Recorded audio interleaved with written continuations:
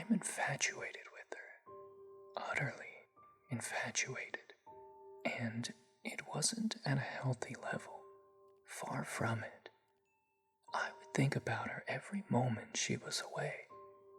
I would sometimes sit on my couch and just stare at my phone, waiting for her to text. I'd tell myself, don't contact her. Don't. It'll come off too strong. But then I'd find myself clicking her name on my contact list before my inner voice would continue.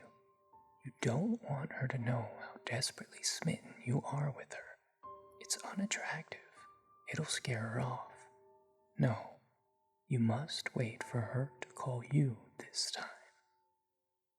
But it was excruciating and exhausting, almost unbearable. I once heard that the ancient Greeks believed that falling madly and irrationally in love with somebody was a curse that you would wish upon your enemies. I could never understand what they meant. After all, isn't falling head over heels in love the ultimate goal nowadays?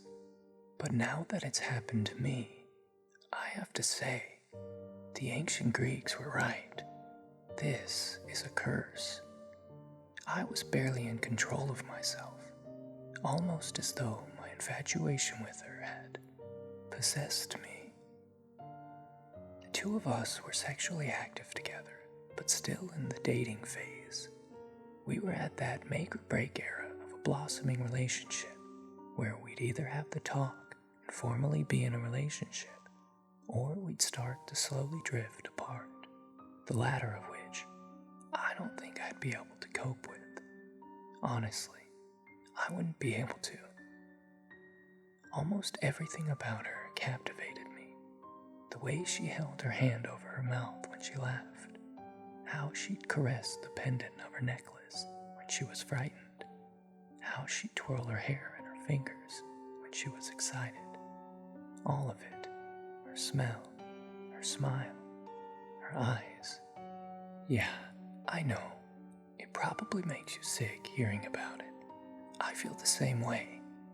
I was never the hopeless romantic type, but now I can't stop fantasizing about her. I'd think about us doing the long 3-hour hike up to that magnificent view from one of our first dates, to that first kiss as we overlooked the lights of the city. But this time, I'd get down on one knee, bring out the ring, and well, you know what would happen next. Alright, fine, I'll stop. Yes, this is a girl I'd only been casually dating for a couple of months. I shouldn't be thinking about proposing yet. I know that.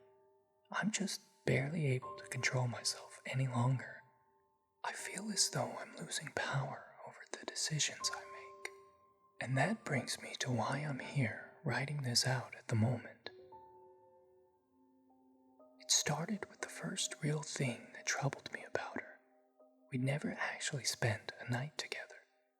No matter how late she was over, once either of us showed signs of being tired, she'd up and leave.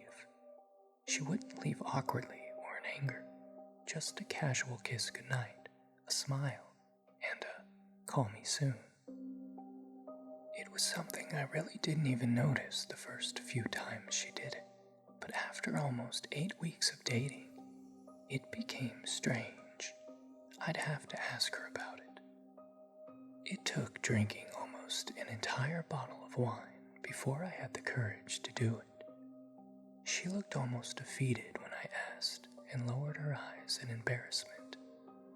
I knew this talk would come eventually, she started. She took in a deep breath with a long, drawn-out exhale. Recently, she paused again. I've started talking in my sleep. She shook her head in embarrassment. It's called somniloquy. I looked it up.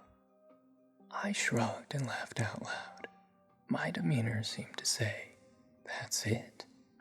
No, Stephen, listen, she said. She wasn't laughing. It's bad. It's It's completely out of control. It's not just random words or gibberish. No, it's horrible. I say horrible, disgusting things. She was starting to raise her voice, breath heavy, and tear up. I approached her and held her. I told her it couldn't be that bad. I told her to spend the night. I told her she was probably exaggerating. I was wrong. That night, she stayed in my house, but she warned me of something before falling asleep. Whatever you do, don't wake me up. It makes me really scared and disoriented if that happens. And don't respond to me. Just ignore it. I nodded and agreed. If it becomes too much, she continued, just leave the room and sleep on the couch. I won't mind. I told her not to worry about it. I told her that it wouldn't be a big deal. I told her I wouldn't leave to the couch. I'd stay beside her in bed. But I was wrong. I couldn't even last one night. We both fell asleep without incident. I don't know how many hours passed, but I woke up in the dark with the sensation that someone was watching me. And then I remembered she was with me. She was actually spending the night. I smiled, but then I noticed the shadowy outline of her sitting up in the bed. She was looking down at me, staring. It creeped me out, I'll admit it. Her posture was entirely different. It was as though it wasn't even her at all. Then she spoke. It wasn't her voice that I heard. It was much lower and gravelly, like something out of a horror movie.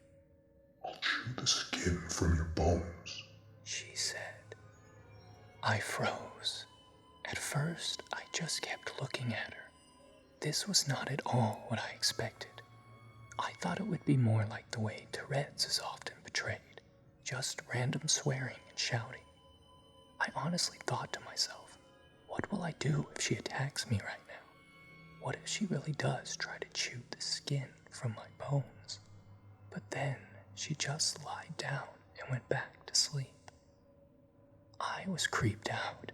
I tried to lie back down and ignore her, but struggled. I couldn't even close my eyes without thinking, maybe she's sitting up again and staring at me. And then one time, I rolled over to look at her, and she was. Her face was pressed right towards mine. Her breath was foul and rotted, something that was most certainly not normal for her. She spoke again in the same voice as before. If you don't move to the couch, you'll be dead by morning. That did it for me. I sat up in a moment and headed for the living room. She made some sort of wheezing sound as I left. I think it was supposed to be laughter. I was lying on the couch, but I wasn't going to be able to fall back asleep. I was far too shaken.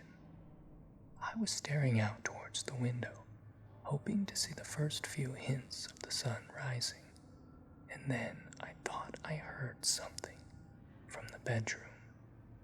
I listened, and then I heard it again. Stephen. It was that same low and gravelly voice. It sounded like a witch. I tried to just ignore it at first, but then it continued. Stephen. Still, I said nothing. I know you can hear me, Stephen. You're awake now. Why don't you come back into the bedroom? The voice barely sounded human. Or maybe you'd prefer if I came to you. I still didn't say anything. I was told not to, but I listened. If I heard her start walking towards the bedroom door, I'm not even joking, I would have run right out of the apartment, but she had asked me not to respond to her sleep talking, so I didn't. And then I heard her once more. Sorry if this spoils your plans. She began laughing. The two of you were supposed to walk that trail again. She started. I wasn't even remotely prepared for what she'd say next. You'd both be so tired when you'd reach the top. You'd look over the city.